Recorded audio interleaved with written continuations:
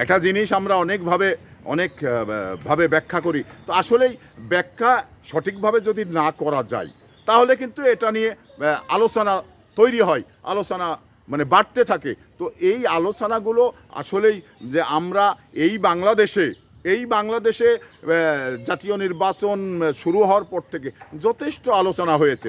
তো এই আলোচনার এই কথাগুলোর আসলে সঠিক মানে ব্যাখ্যা ছিল কিনা, ব্যাখ্যা দেখে কথাটি বলেছেন কিনা, আমি তো মনে করি এরকম নেই। কারণ পূজাতে গিয়েছেন, রোজা পূজাকে এক করেছেন এবং ভোট চেয়েছেন, তাতে একটি ভোট দিলেই 18 কোটি মানুষ সোয়াব পাবেন। এই ধরনের আসলে এই সমস্ত কথাগুলোর কি আসলে যুক্তিকতা আছে? এই সমস্ত কথাগুলোর কি সঠিক উত্তর ওনারা দিয়েছেন?